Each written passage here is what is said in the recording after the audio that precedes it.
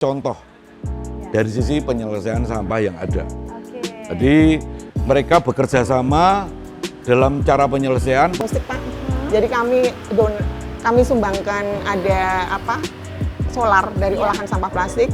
Program less plastik itu tuh perlu keberlanjutan program. Jadi istilahnya program Pemda DIY itu harus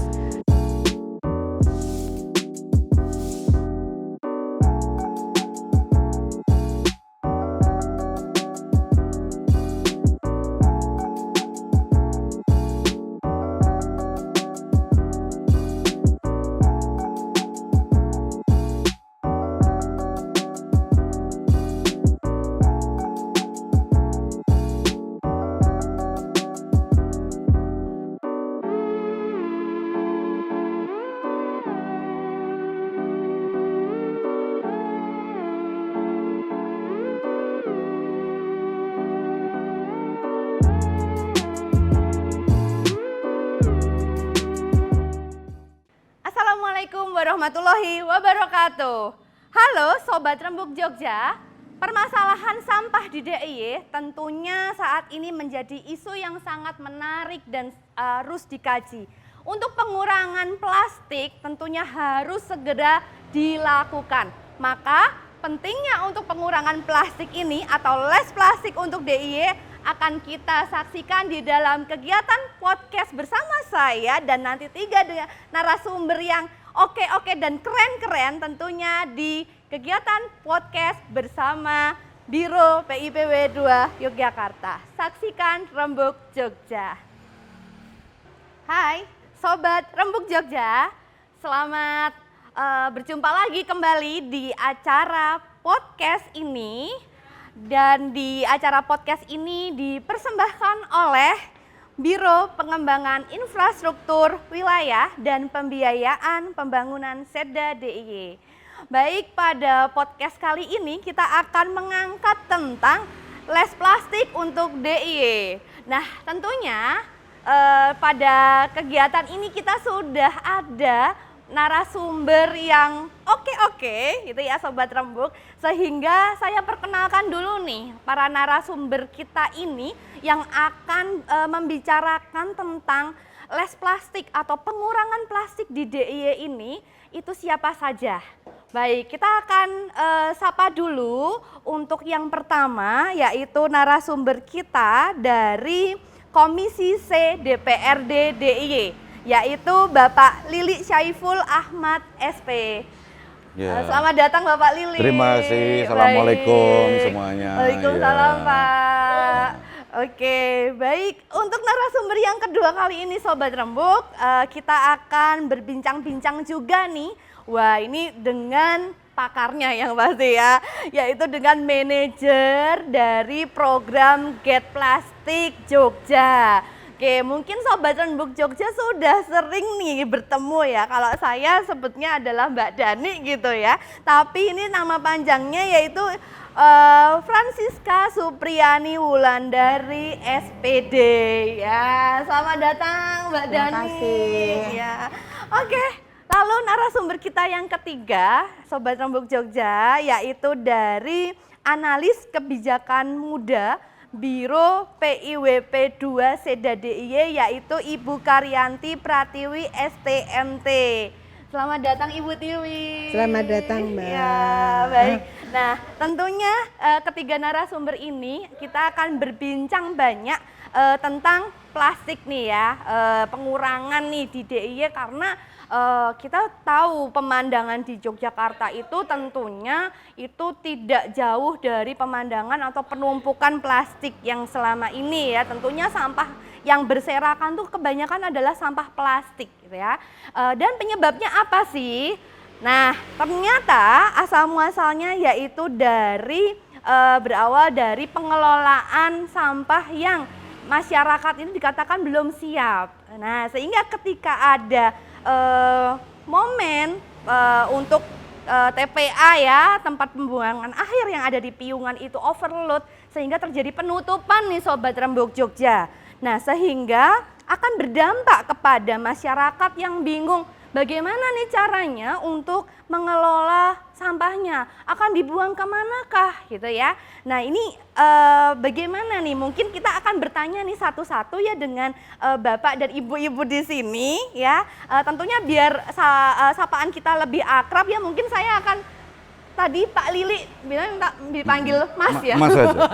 Oke, baik. Nah mungkin nanti kita akan berbincang nih Pak Lili untuk solusinya bagaimana ini ketika TPA ini overload nih Pak Lili dan masyarakat itu kebingungan. Mungkin dari DPRD DIY mungkin apakah ada nih langkah dari Komisi C untuk menanggapi hal ini seperti itu. Bagaimana Pak menurut Oh Bapak? iya, oke. Biasanya itu pertanyaannya ke Biro PIWP dulu, Oh kan, gitu. yang punya program. Ini saya Tapi nggak ada balik ya, masalah, urut- nggak masalah. urut ini ya. Oke, ini kan programnya beliau. Ya. Jadi, Berarti gongnya nanti Pak malahan. ya, jadi biasanya itu kami ini dari sisi kebijakan. Ya. Dari sisi kebijakan, otomatis apa yang disampaikan oleh eksekutif, Oke. apa yang isu-isu yang menarik dari masyarakat, dari swasta atau dari mana saja, baru kita masuk di konteks kebijakan. Oke. Kebijakan pemerintah yang berkaitan dengan kebijakan politik itu seperti apa, bagaimana pengembangnya dan sebagainya. Tapi pada intinya bahwa percepatan pengelolaan persampahan itu merupakan salah satu bagian dari program strategis nasional. Oke. Itu jelas. Jadi itu arahan dari pusat, di mana kita lihat perkembangan zaman seperti ini, dimanapun itu kan kita akan selalu menimbulkan sampah. Oke. Nggak usah bicara plastik gitu. Kita sebagai manusia, kita hidup pasti akan menimbulkan Ya, sampah. menimbulkan Ya kan Mbak Dani, sampah. ya Mbak Betul. Dewi kan pasti. Ya. Pasti itu. Jadi tidak mungkin tidak. Ya. Nah, saat kita berbicara tentang plastik, kita butuh plastik itu. Ya. Tapi kita juga butuh menyelesaikan. Dan pelajaran ini dari sejak saya SD, itu selalu disampaikan bagaimana cara menyelesaikan sampah. Ya. Konteksnya plastik, karena diurainya susah, Ya. sulit, tidak mudah diurai dan sebagainya. Nah, ada banyak metodologi untuk bagaimana menyelesaikan sampah tersebut, itu ya banyak sekali.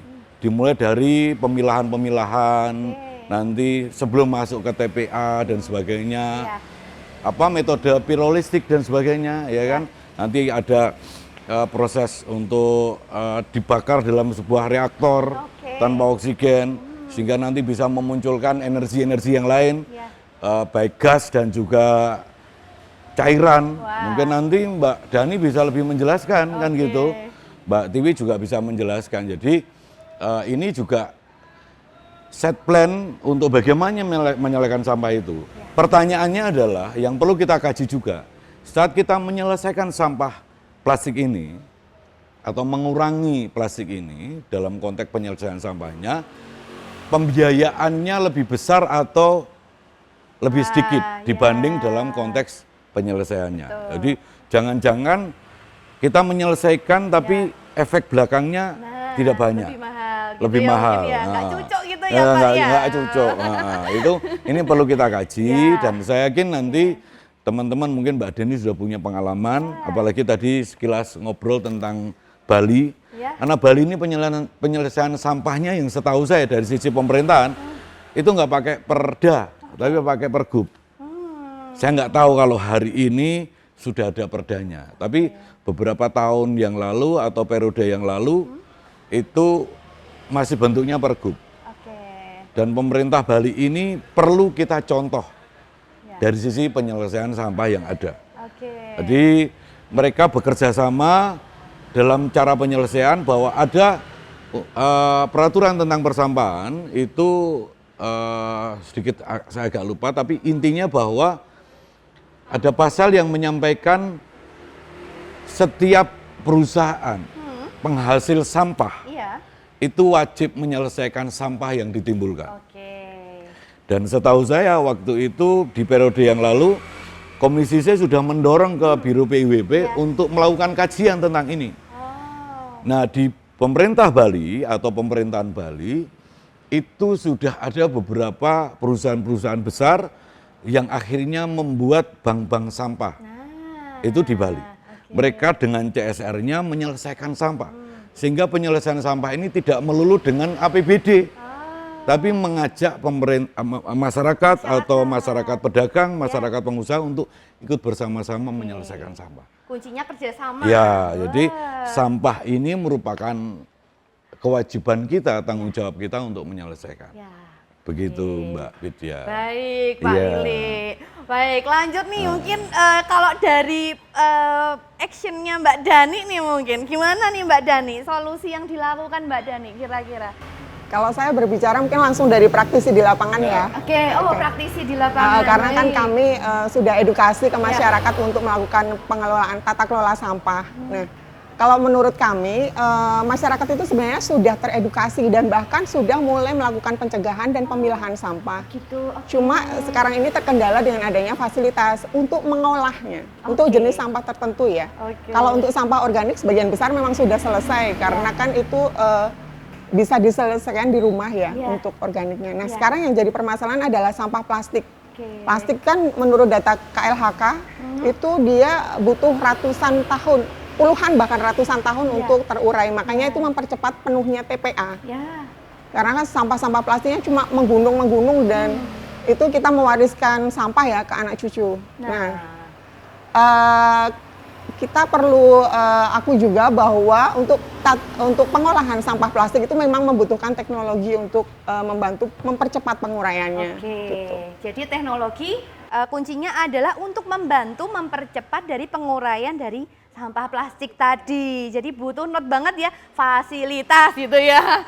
Oke Mbak Dani, siap. Nah ini nih Bu, kalau dari Bu Tivi bagaimana nih misalnya apa solusi apa nih Bu yang bisa dilakukan nih peran dari Biro mungkin? Kalau yang untuk pengurangan sampah plastik itu memang harus edukasi ya, edukasi masyarakat sejak dini. Jadi karena proses pengolahan sampah itu beralih dari provinsi ke kabupaten kota dengan proses desentralisasi, seharusnya ada pengurangan dari sampah dari hulu sampai hilir itu ada pengurangannya. Jadi dari hulu melakukan edukasi, yang kedua ada pemilihan sampahnya, terus yang ketiga mungkin pengelolaan sampah organiknya menjadi kompos, terus yang terakhir mungkin harus ada take overnya. Jadi apa yang diolah nanti istilahnya bisa dimanfaatkan kembali. Terus untuk hilirnya itu perlu kerjasama dengan pihak swasta, perguruan tinggi, perusahaan dan juga masyarakat. Terus untuk masyarakat sendiri memang harus diedukasi secara terus-menerus perilaku mereka, terus cara pengolahannya mulai dari tingkat RT atau RW itu harus ada pengolahan skala kecil. Jadi istilahnya nggak membutuhkan lahan yang terlalu banyak di TPA sampah sendiri. Terus perguruan tinggi sendiri mungkin harus seragam dengan Pemda DIY sendiri, visi misinya seperti apa. Terus ada faktor pengabdian masyarakat, lembaga pengabdian masyarakat, ya sebaiknya sesuai isu-isu penting yang mau diangkat apa ya ke arahnya pengolahan sampah. Jadi jangan sampai perguruan tinggi itu melakukan hal yang muspro ya istilahnya. Jadi bisa menyelesaikan permasalahan yang ada di wilayah DIY untuk pengolahan sampah sendiri. Gitu. Jadi tentunya yang dibutuhkan bagi masyarakat ya Bu ya, itu seperti apa? Baik, itu apa namanya banyak sekali ya berarti solusi yang tapi tentunya dari hulu ke hilir ini berarti harus ada penyaringan mungkin ya Bu ya, biar sampah yang dari tiap-tiap rumah tangga itu tadi sudah dikelola, sudah diolah sendiri-sendiri masing-masing sehingga ketika nanti naik ke pusat dan juga yang sulit ya, artinya masyarakat itu tidak mampu untuk mengolah, maka ini volumenya jauh lebih sedikit ya mungkin Bu Tini yang diolah pun juga sedikit, otomatis biaya dari Pemda sendiri juga makin sedikit.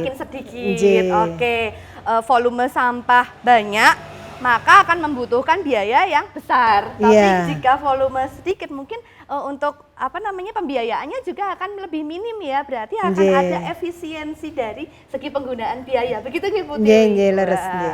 Oke, nah itu tadi untuk isu tentang TPA ya. Nah ini himbauan mungkin kan ada ya, artinya untuk membakar sampah tidak istilahnya dengan menggunakan teknologi yang luar biasa, yang high gitu ya. Ini akan menimbulkan dampak negatif tentunya. Ini bagaimana nih? Mungkin saya akan ke Bu Tiwi dulu nih. Bagaimana Bu Tiwi?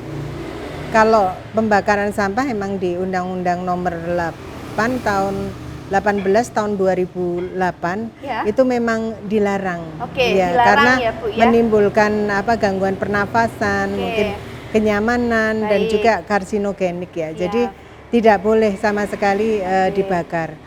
Cuman istilahnya kalau tertumpuk di masyarakat juga susah. Oh iya. Jadi harus ada teknologi pengolahan sampah sederhana seperti pirolisis atau gasifikasi atau insenerator yang tepat guna ya, nggak usah mahal tapi yang tepat guna. Ini kemarin dapat kabar dari Universitas Teknologi Yogyakarta, Oke. dia menerapkan teknologi tepat guna itu di Piungan, Mbak. Oh, Piungan. Nggih, Oh, itu iya. bagus sekali. Iya. Soalnya saya selama ini melakukan monitoring dan evaluasi di Bantul itu banyak topong-topong asap yang Oke. ini, Pak. Jadi dari segi ketinggian, terus nggak ada scrubber, nggak ada filter, itu kan sangat mengganggu masyarakat. Oke, Jadi, baik, ya. nggih.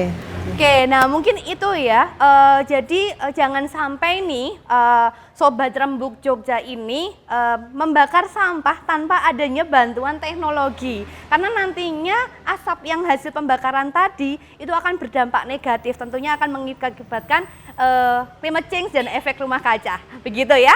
Oke, untuk sesi 1 kali ini kita akhiri. Next ke diskusi selanjutnya. Banyak cara yang dapat dilakukan untuk dapat mengurangi timbulan limbah plastik. Salah satunya adalah dengan mengubahnya menjadi senyawa lainnya yang lebih bermanfaat melalui proses pirolisis. Balai Besar Kimia dan Kemasan atau BBKK sebagai salah satu unit litbang di bawah Badan Penelitian dan Pengembangan Industri BPPI telah melakukan riset mengenai pengolahan sampah plastik jenis polietilen atau kantong plastik sejak tahun 2009.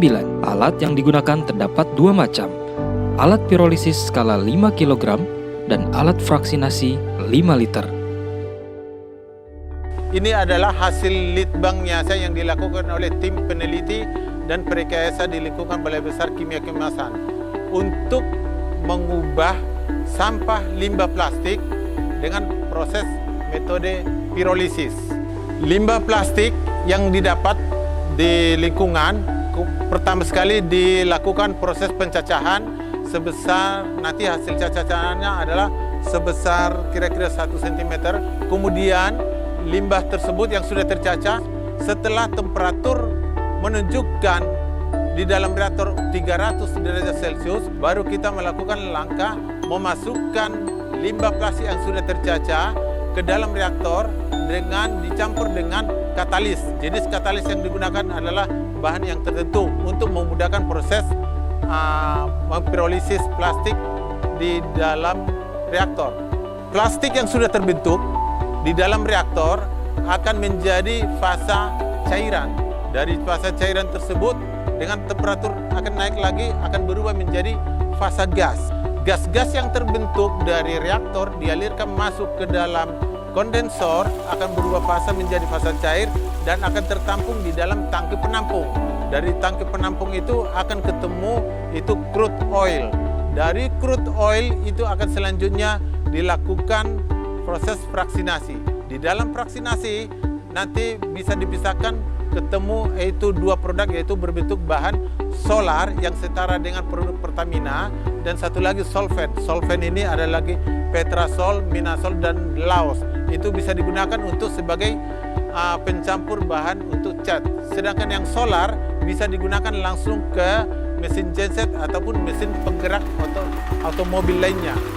Ada fasa gas yang tidak berubah terkondensasi menjadi cair, itu bisa digunakan menjadi bahan bakar gas, bisa digunakan untuk menyalakan kompor ataupun sistem pemanas lainnya.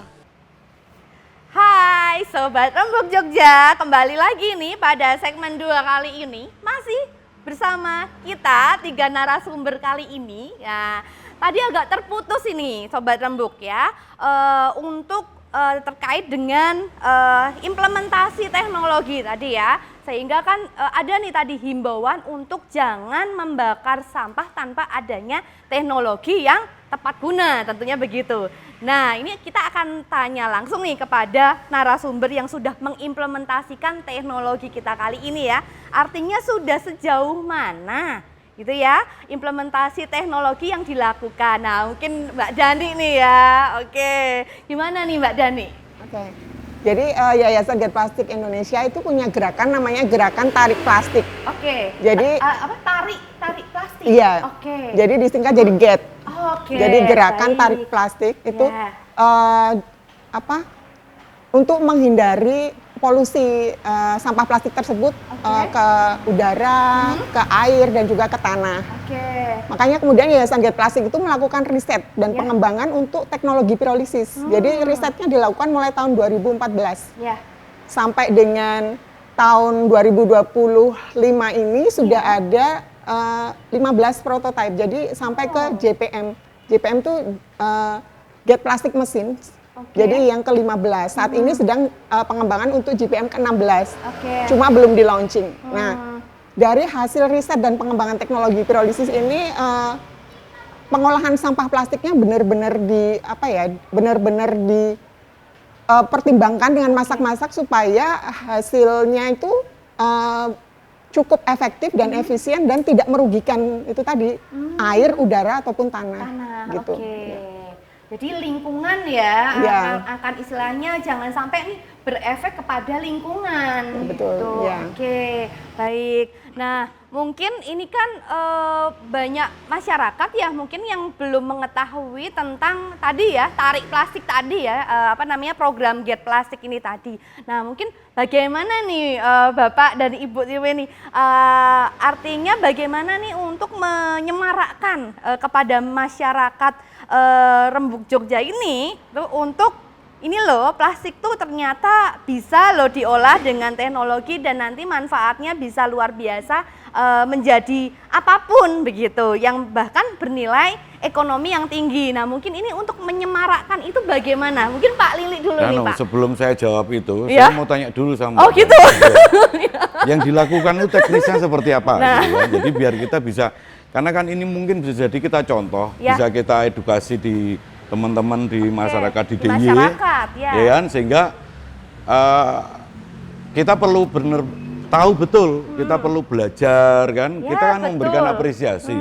Jadi yang pertama pasti kita memberikan apresiasi kepada teman-teman, saudara-saudara kita, para aktivis, para masyarakat peduli lingkungan kan itu Ya. Mbak Dani. Nah ini opo Mbak kira-kira? Ya. Yang dilakukan tuh opo wae biasanya gitu. Jadi kami di Yayasan GET Plastik itu punya misi selain tadi narik sampah plastik, jadi mengedukasi masyarakat untuk mengubah mindset Pak terhadap sampah itu sendiri. Oh, caranya ini. Jadi dengan kami masuk ke sekolah, kemudian masuk ke perkumpulan paguyuban di padukuhan, kemudian masuk ke UMKM, terutama yang menghasilkan sampah plastik nih kayak ke Warmindo, ke warung makan, kemudian ke angkringan, untuk bisa memisahkan sampah plastiknya tadi supaya nggak masuk ke tempat sampah. Karena ketika sampah plastik itu masuk ke tempat sampah, ujung-ujungnya akan ke TPA, dan itu mempercepat penumpukan kan. Dan juga kami edukasi juga supaya sampah plastiknya nggak dibakar sendiri di belakang rumah. Karena ketika sudah dibakar di belakang rumah itu akan menimbulkan konflik dengan tetangga biasanya. Asapnya. Betul. Dan kemudian kami arahkan untuk bisa menyetor sampah plastiknya tersebut ke tempat kami untuk kami bantu olah, Pak.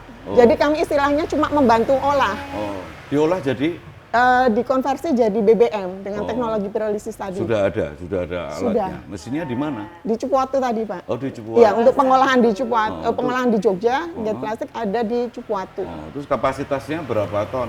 Kalau kalau yang di Cipuatu ini dia lebih ke edukasi saja, ruang edukasi. Karena kami dari yayasan nggak mampu untuk membuat yang kapasitas besar, Pak. Itu butuh kerjasama dengan tadi mungkin pemerintah ataupun dengan perusahaan dengan program CSR ataupun EPR-nya gitu. Terus? Untuk bisa mendapatkan fasilitas yang lebih besar. Jadi hari ini baru fokus di edukasi ya? Ya, dan juga ngolah sampah dengan skala yang kecil. Oh, sudah ada? Sudah, Pak. Mesinnya pakai apa? Pakai GPM yang prototipe ke-15 yang di Jogja. Reaktor gitu ya, ditutup gitu? Ya, jadi pengolahannya itu masuk ke dalam tabung reaktor kami nyebutnya. Dan selama proses ini dia tidak membutuhkan oksigen sama sekali. Jadi kemudian di proses kondensasi, jadi modelnya kayak disuling gitu, Pak. Nanti keluarannya dari pengolahan dengan teknologi pirolisis ini ada 3. Yang pertama itu BBM. BBM-nya pun ada bensin, minyak tanah dan juga solar. Kemudian ada gas propilin yang bisa masuk lagi ke kompor untuk membantu pemanasan. Dan yang ketiga itu karbon. Jadi carnya itu. Iya, betul. Nah, ini ketiga-tiganya bisa langsung habis dipakai. Ya, jadi sampah plastiknya selesai dalam 1 kali pengolahan. Oke, nah itu yang tabungnya itu, sorry ya Mbak ya. Nggak apa-apa, Pak. Ini teknis ini, karena kami harus tahu. Jadi kan? harus tahu nih Komisi C. Iya, saat nanti yang akan punya badan anggaran ya. Iya, betul. Kalau harus kita nanti akan ada proses kebijakan, harus tahu, harus paham. Ya, betul, Pak. Kalau perlu nanti kan Mbak Dani kita undang di Iya, Komisi betul. C. Nah, ini. Kan? Sepakat saya, Kita Pak. undang Harus untuk bicara dengan kami, betul. bagaimana. Terus hari ini yang sudah ada kapasitas alatnya, mesinnya itu, alatnya itu sudah bisa menampung berapa bebannya, beratnya, itu perharinya berapa itu? Jadi kalau yang mesin di Jogja ini, Pak, mulai ada kami operasional itu Juni 2024. Oke, udah lama ya? Iya, 2024. Waktu itu ada di Jogja karena ada bagian dari programnya Yayasan Jet Plastik untuk kampanye terkait tata kelola sampah. Jadi programnya Jet Plastik ini untuk edukasi ada event namanya Get the Fest. Nah, di dalam Get the Fest itu adalah edukasi lingkungan yang dikemas dalam bentuk konser musik. Jadi kami membutuhkan pengolahan sampah plastik untuk energinya bisa dipakai untuk genset, Pak. Genset selama konser. Iya, sekarang mesinnya itu kemampuannya berapa? Mulai dari Juni 2024 sampai sekarang itu kurang lebih yang sampai per hari ini kurang lebih itu sudah sekitar 3 ton sampah yang kami 3 ton. Itu selama itu ya? Ya, karena kapasitasnya cuma 20 Oke, kilo. artinya kan 20 kilo. Ya, Oke, betul. selesai, clear. Berarti kan pertanyaan saya tadi itu kan per hari berapa kilo sampah, ya kan? Ya. Terus sampah yang bisa dimasukkan itu dipilih itu sampah apa? Plastiknya yang mana? Oke. Loh, iya kan? Ya, betul. Perlu dirajang Iya, dulu kah? betul, Atau bisa langsung dimasukkan gitu gitu. kan? Jadi untuk teknologi pirolisis ini supaya dia lebih efektif itu ada fasilitas pendukung yang seharusnya mendampingi. Yang pertama itu ada mesin pencacah plastik. Yang kedua mesin pres karena kan plastik mengembung ya. Terus kemudian yang ketiga mesin pengering. Karena itu akan mempercepat prosesnya. Kalau dia basah kan butuh energi lebih banyak. Iya, betul. Oke, berarti sekarang gini, kita ambil sampel. Kalau bungkus makanan mie sejenisnya, mie instan dan sejenisnya. Itu berarti tinggal masukin ya? Iya, betul. Nah, kalau bungkus mie instan itu, Pak, itu masuk ke kode plastik yang nomor 5, itu polipropilin. Jadi itu malah dia ada kode-kodenya. Iya, betul. Iya. Nah, sampah jenis polipropilin ini justru yang paling efektif karena kan dia food grade ya, Pak ya. Jadi 1 kilo sampah plastik yang tadi jenis nomor 5 dengan teknologi mesinnya Jet Plastik itu bisa menghasilkan 1 liter solar. 1 liter solar. Solar, yang disasar solar karena Bukan bonus. cek ya? Kalau hasil bisa ngisi, Pak. Ini saya bawa Pak hasil ujian migasnya dia. Dibawain loh, Pak. Soalnya saya pakainya Pertamina Dek gitu ya. Siapa tahu kalau itu nggak mahal kita beli nanti kan. Dia setan indeksnya 65,9. Jadi berapa? udah Dex. 65,9 Pak. 65,9. Oke. Alatnya berapa harganya itu? Jadi sebenarnya Yayasan Get Plastik itu nggak jual beli alat Pak. Oke, enggak.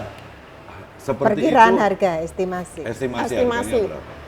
Ini data masih lama ya, masih tahun lalu itu waktu kami dari sisi komunitas mau penggalangan dana untuk pengadaan alat. Oke. Nah karena kami nggak ada dana ya, makanya kami galang lewat satu aplikasi Oke, itu. ya. Waktu itu ditarget sekitar 350 juta, Untuk yang kapasitas 25 itu? 50 kilo. 50 kilo.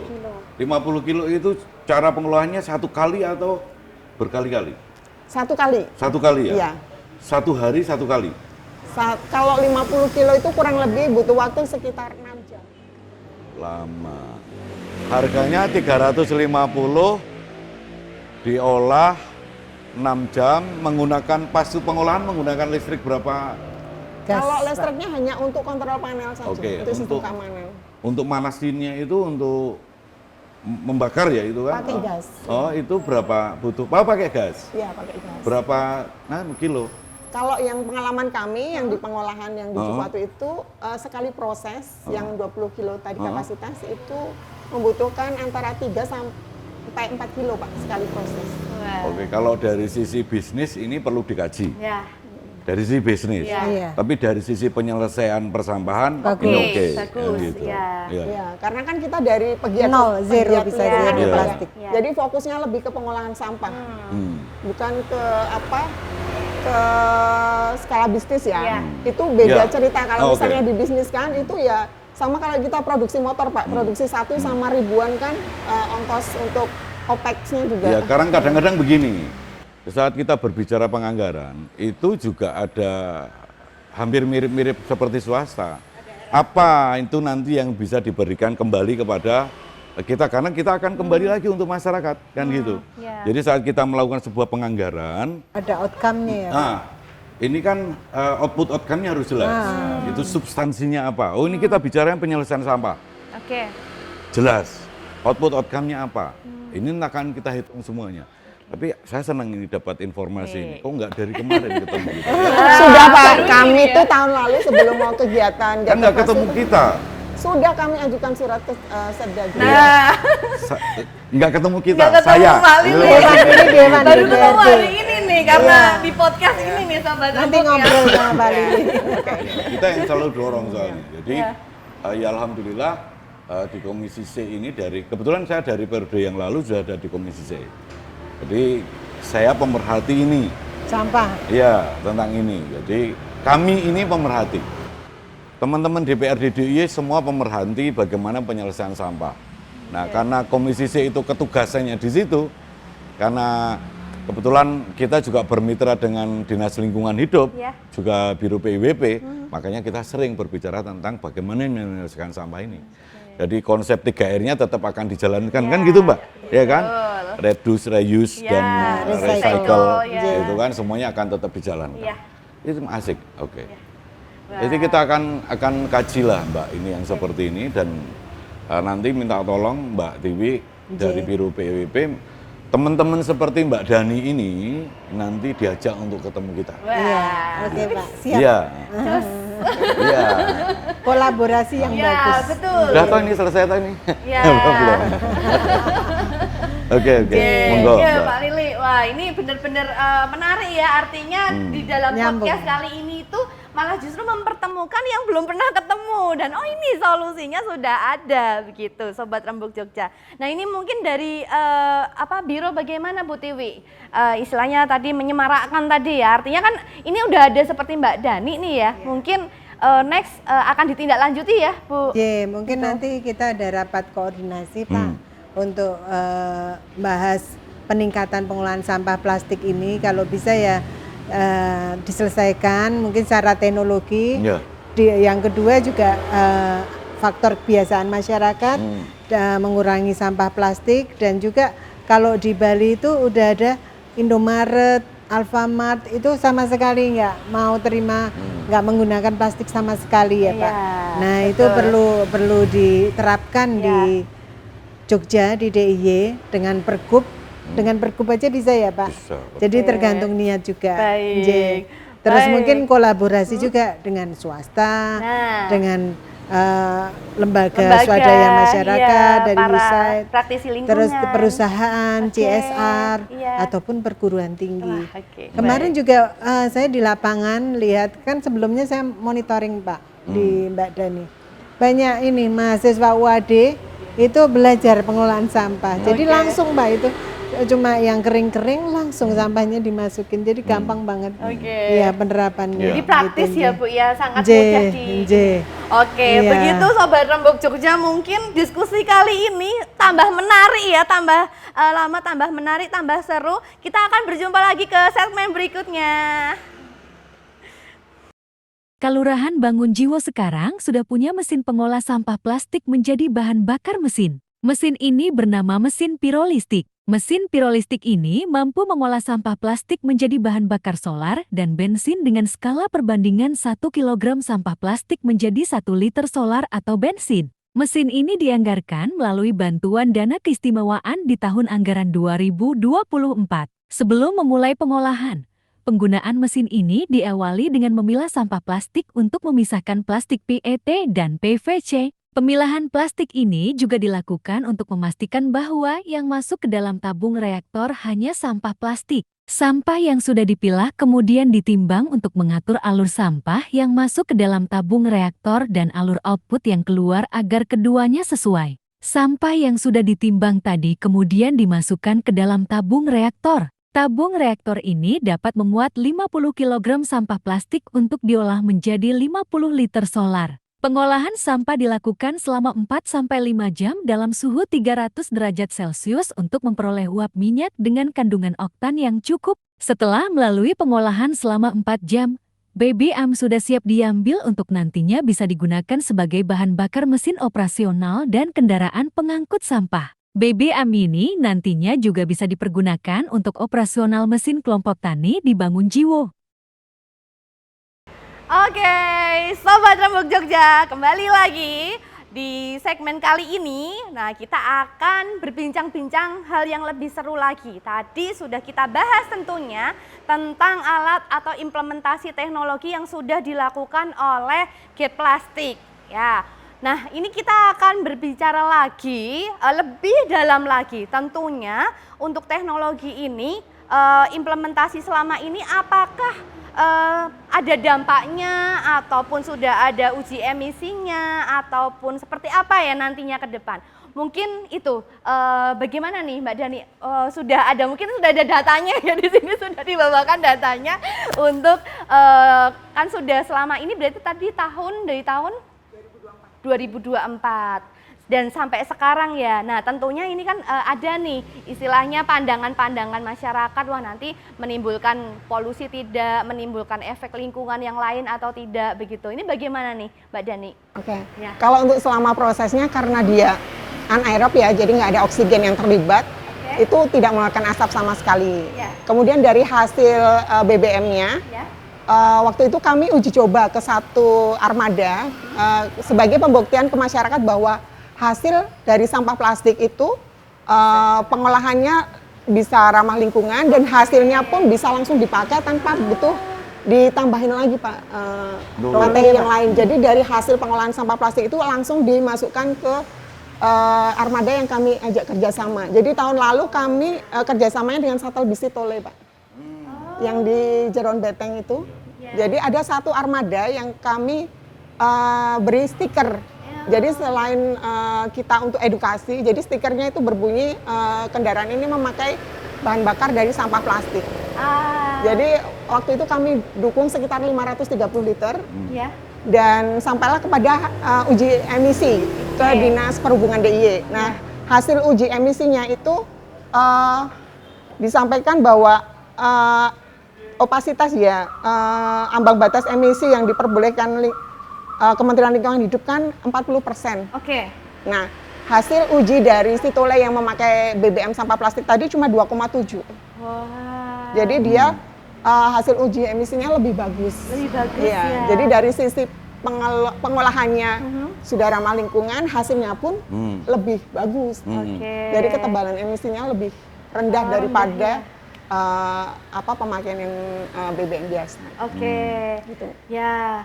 Tapi untuk penggunaannya apakah istilahnya mungkin lebih boros atau bagaimana Mbak untuk di Waktu itu kami hanya testimoni ya, Oh, iya. untuk lebih ke waktu itu yang pernah kami testimoni itu penggunaan untuk genset. Oh, genset. Jadi genset yang memakai BBM kami waktu itu kami kerjasama dengan satu konser musik Pak. Jadi kami sumbangkan ada solar dari olahan sampah plastik. Jadi ada satu genset yang memakai BBM plastik, satu genset pakai BBM biasa. Nah yang pakai BBM plastik itu dia nggak ngeluarin asap Pak. Nah terus kemudian saya tanya ke operator yang jaga genset itu, dia lebih hemat ternyata dibandingkan dengan BBM yang biasa dipakai. Oh iya. Jadi biasanya mungkin sehari habis 6 jerigen gitu ya, itu cuma 4 gitu. Jadi lumayan mengurangi gitu. Ya ternyata. Oke. Gitu.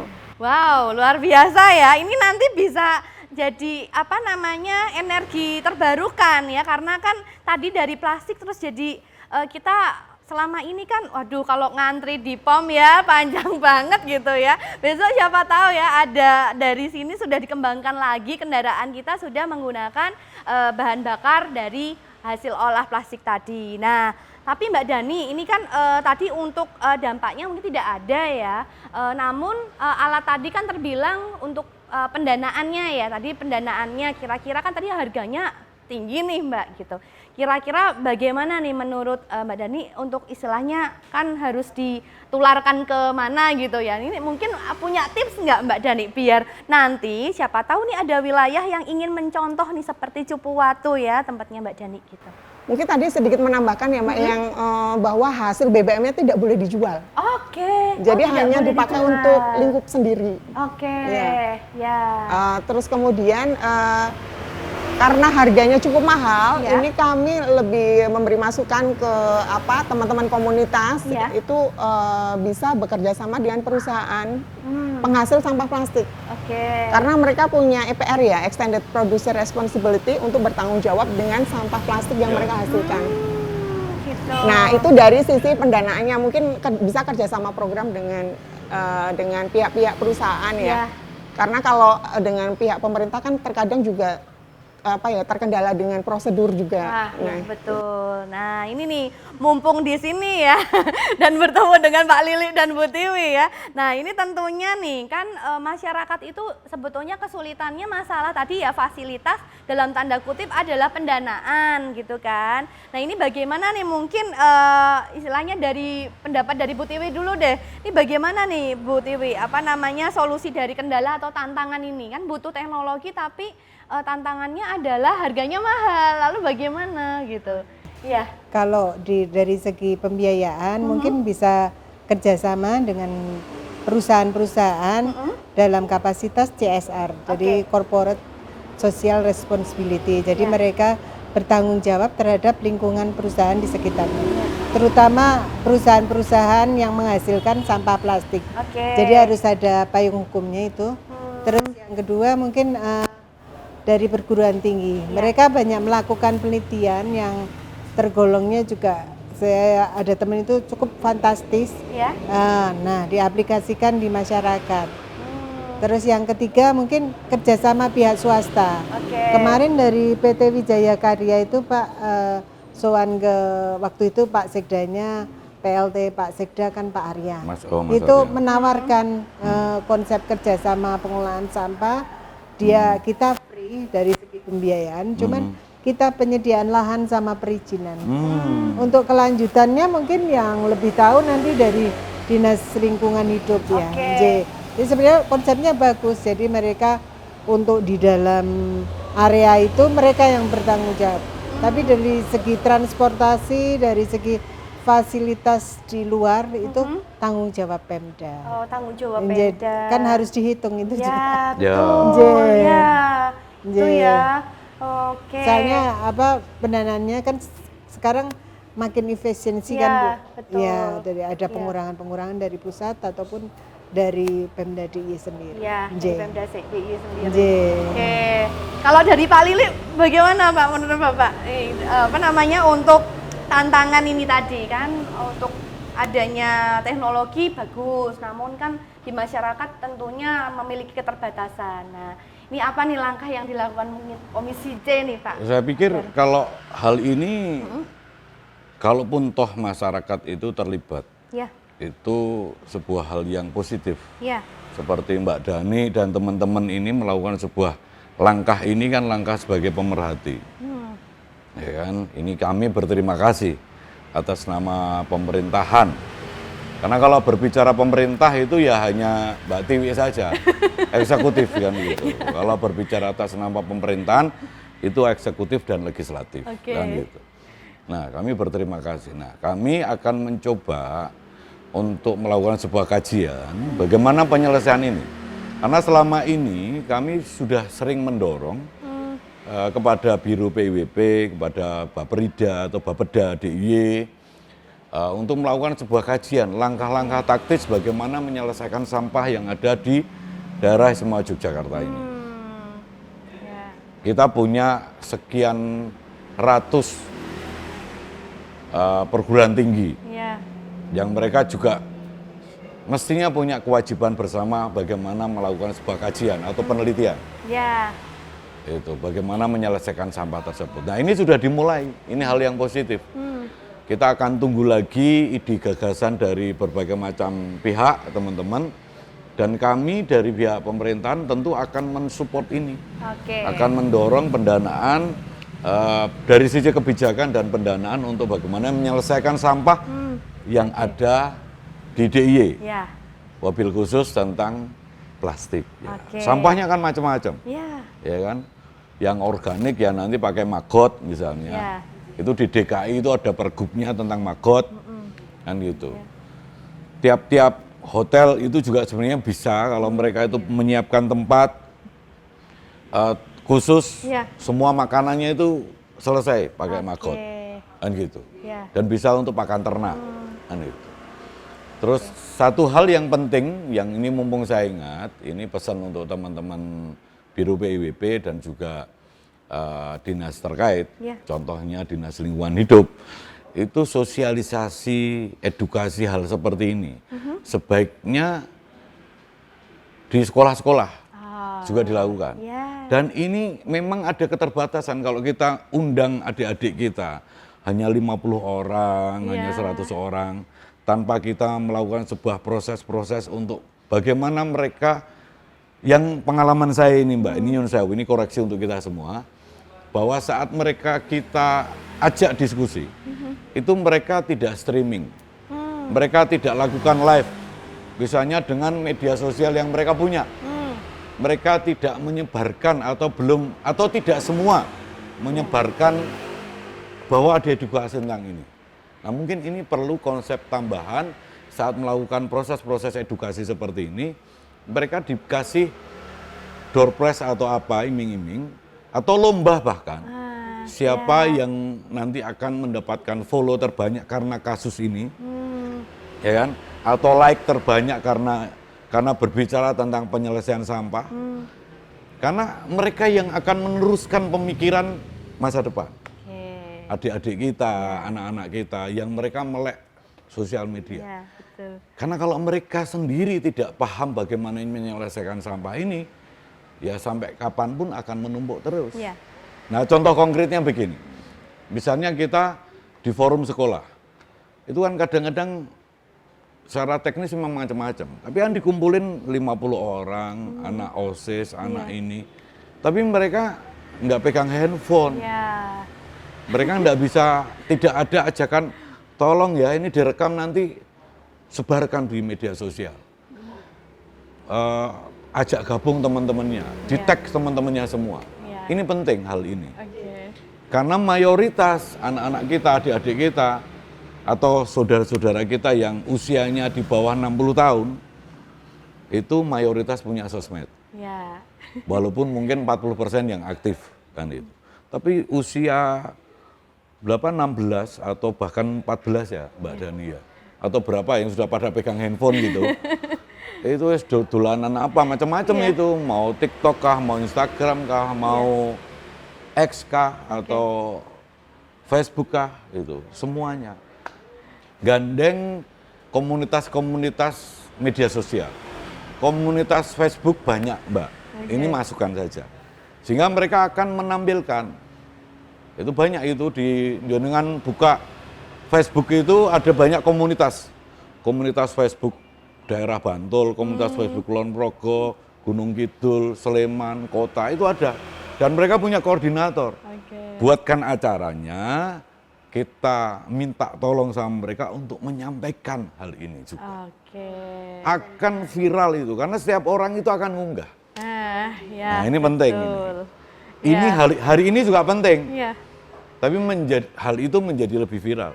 Nah bahasa anak-anak sekarang FYP lah. Ya. Iya. Lebih FYP ya. Lebih FYP nanti. Oke, berarti Sobat Rembuk Jogja, tayangan ini nanti silahkan juga disebar kemanapun. Karena di sini dalam rangka menebar kebajikan tentunya untuk lingkungan. Gini, kalau kita mengajak teman-teman itu, anak-anak sekolah, anak-anak mahasiswa, ya kan, terus teman-teman komunitas sosmed itu, mereka itu juga pengen nampak, pengen lihat, mereka kan selfie, mereka kan cerita, kan gitu. Ketok tular lah ya Pak ya. Dan mereka punya teman, misalnya satu orang akun Facebook punya teman bisa sampai 5.000 yang bukan pro, ya kan. Kalau pro kan bisa followernya bisa lebih banyak lagi, kan gitu. Semuanya akan lihat, ini penting. Betul, penting sekali. Kampanye aja pakai sosmed ya kan? Iya, masa kampanye kayak gini nggak apa-apa? Ya, tentang lingkungan ya. Atau kolaborasi sama konten kreator gitu ya. Dengan konten kreator. Pakai itu Yang followernya terbanyak. Itu penting. Yang saya sampaikan tadi tidak kalah penting, karena itu langsung menyentuh kepada masyarakat. Mereka pelaku loh. Seperti yang dilakukan oleh Mbak Dani ini, ditambah misalnya, kita ketemu dengan masyarakat mana, kan ada tuh, jangan lihat aja di sosmed itu, ada loh itu forum peduli Kulon Progo, forum peduli Bantul, forum peduli apa gitu. Nah itu jejapri aja, koordinatornya siapa, adminnya siapa, ayo bisa nggak ketemu sama saya? Nah, ini keren ini. Iya. Baik. Saya mau kok diajak. Saya mau. Kita akhiri untuk segmen ketiga kali ini Pak Lili. Nanti kita akan sambung lagi di segmen berikutnya. Baik, terima kasih Sobat Rembuk Jogja. Kita jumpa lagi di segmen berikutnya. Sobat Rembuk Jogja, kita berjumpa lagi di segmen terakhir kali ini. Wah, ini ujung tombaknya dari segmen terakhir. Tadi sudah seru sekali kita berbincang. Tentunya kita tadi menyinggung tentang kolaborasi. Nah, tadi sudah ada para siswa harus diedukasi, harus disosialisasikan, harus juga dengan menyebarkan informasi positif melalui media sosial yang mereka miliki dengan followernya masing-masing tentunya. Ini termasuk dalam kegiatan kolaborasi. Nah, ini bagaimana ini? Akan saya tanyakan, ini kan sudah ada berbagai dari instansi ya, dari Komisi C, dari Biro, dari Get Plastik sendiri. Nah, ini apa nih mungkin rencana kolaborasi yang bisa dilakukan dalam rangka mengurangi atau less plastik tadi. Nah, mungkin dari Pak Lili nih. Biro dulu. Udah tadi. Gitu, closing ya. Baik, kalau gitu dari Bu Tiwi deh, Bu Tiwi. Mungkin program less plastik itu tuh perlu keberlanjutan program. Jadi istilahnya program Pemda DIY itu harus ada roadmap-nya untuk program pengurangan plastik itu seperti apa. Jadi perusahaan harus berbuat apa, perguruan tinggi harus berbuat apa, Pemda sendiri harus berbuat apa, dan juga dari lembaga swadaya masyarakat tuh harus seperti apa. Jadi ada kolaboratif antar stakeholder terkait, dan juga faktor edukasi dimulai dari TK sampai perguruan tinggi, sampai ke masyarakat, itu harus secara terus-menerus dilakukan. Continue ya, nggak pernah bosen makanya. Dan juga tentu saja untuk pengurangan plastik itu perlu teknologi yang tepat guna. Tepat guna artinya sampah plastik terolah dengan sempurna, tapi tidak mencemari lingkungan dan juga teknologinya juga tidak terlalu mahal. Gitu. Nggih. Oke. Mungkin itu saja Itu Mbak. saja, Bu Tiwi. Nggih, Baik. cukup. Dari Mbak Dani gimana Mbak Dani? Untuk kolaborasi program ya. Iya. Kalau dari sisi kami kan sudah melakukan edukasi dan juga ada kerjasama dengan komunitas NES. Sekarang ini tuh seperti yang tadi sudah saya sampaikan, masyarakat kan sudah mulai teredukasi dengan memilah sampahnya ya. Cuma yang jadi kendala utama adalah fasilitasnya. Jadi kan kita sudah mencegah, udah memilah, dan harus mengolah kan otomatis. Iya, Tapi betul. kalau pengolahan itu nggak ada fasilitas kan itu Ya. kurang Menghambat elok ya. juga. Betul. Nah, untuk dari sisi fasilitas tadi mungkin kita bisa kolaborasikan untuk pendanaannya mungkin kalau pemerintah belum mampu itu bisa dengan pihak perusahaan. Oke. Terus kemudian kita mohon banget nih dukungan dari pemerintah, terutama dari sisi kebijakannya Pak. Kebijakan dalam Pemerintahan ya. pemerintahan betul. Tahan. Dari sisi tata kelola sampahnya. Dan setidaknya itu ada ada yang sedikit lebih tegas gitu. Iya, tapi juga diimbangi dengan adanya fasilitas gitu. Jadi tegas dari sisi kebijakan, kemudian ada fasilitas yang diberikan untuk pengolahan sampahnya seperti itu. Oke. Mungkin seperti itu. Gitu ya, Mbak Dani. Oke. Pak Lili nih. Oke, jadi kembali ke Undang-Undang Nomor 18 Tahun 2008. Oke, 2008. 2008 itu salah satu pasalnya yang tadi saya sampaikan Oke. bahwa semua orang atau perusahaan penghasil sampah itu punya kewajiban menyelesaikan sampah yang ditimbulkan. Ini pertama yang perlu kita lakukan, munculkan perdanya atau kita siapkan nanti perdanya, kemudian pergubnya. Oke. Dan setahu saya, zamannya Biro PWP masih Mas Yudi waktu itu kita sudah dorong dan beliau sudah mengatakan sudah ada kajiannya.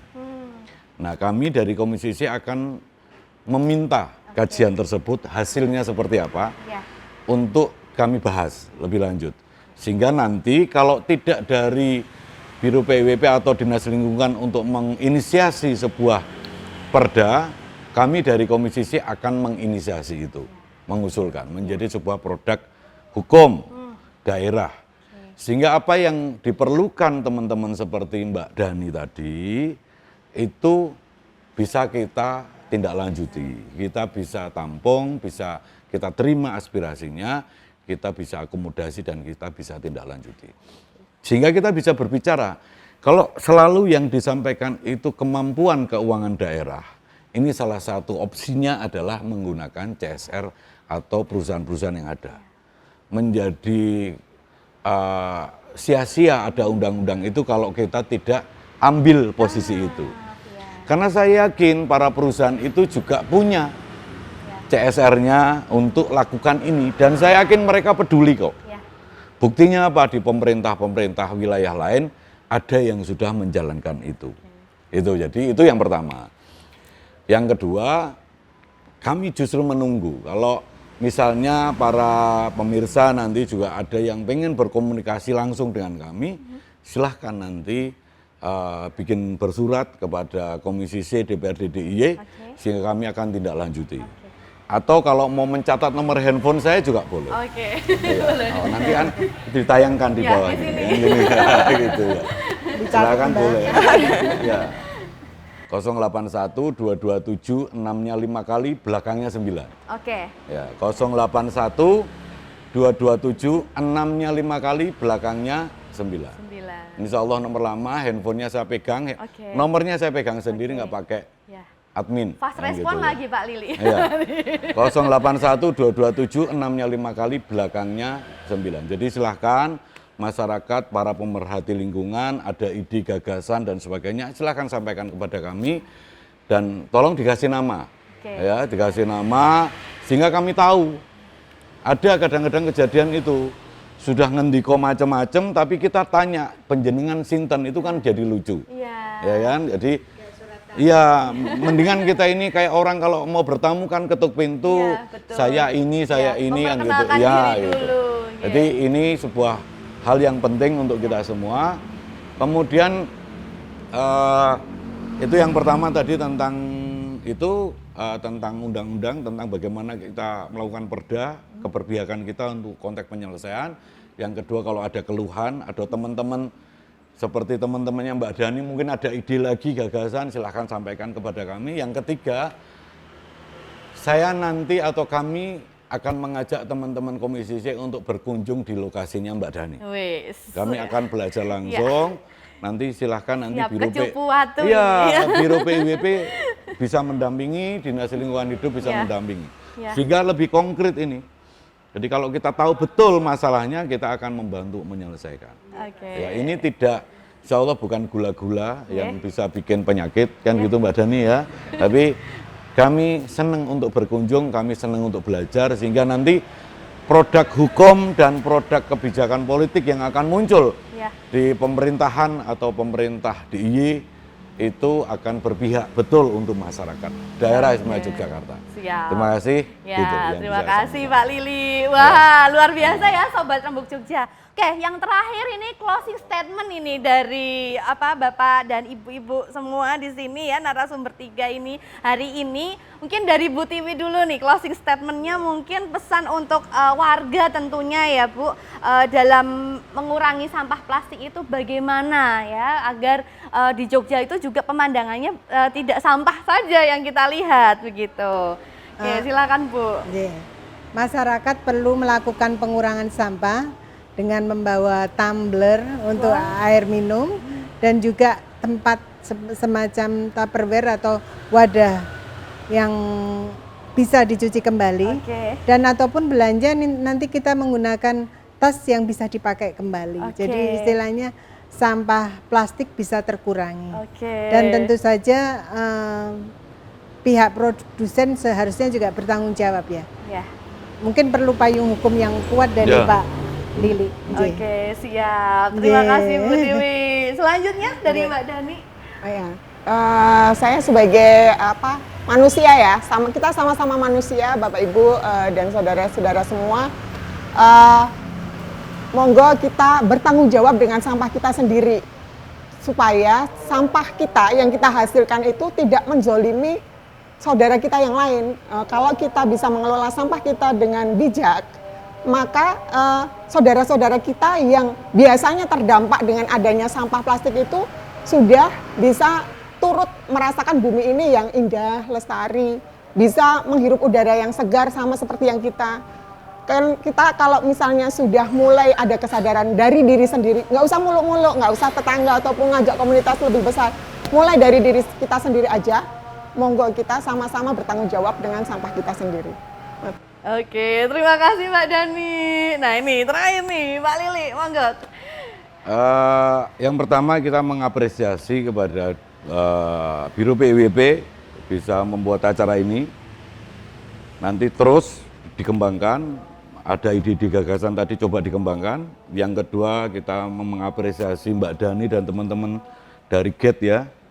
GATE plastik ini kita akan dorong, apalagi nanti kita akan coba rumuskan bagaimana les plastik ini bisa terwujud di DIY dari Komisi C.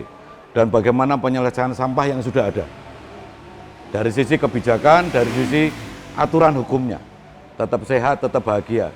Salam sukses. Terima kasih Pak Lili. Baik, begitu Sobat Rembuk Jogja, secanggih apapun alat teknologi yang kita gunakan, namun jika tidak diimbangi dengan kesadaran untuk mengurangi penggunaan plastik sekali pakai, maka upaya yang akan dilakukan akan sia-sia. Sehingga mari kita bersama-sama nih Sobat Rembuk Jogja untuk mengurangi penggunaan plastik sekali pakai. Les plastik untuk DIY. Terima kasih. Wassalamualaikum warahmatullahi wabarakatuh.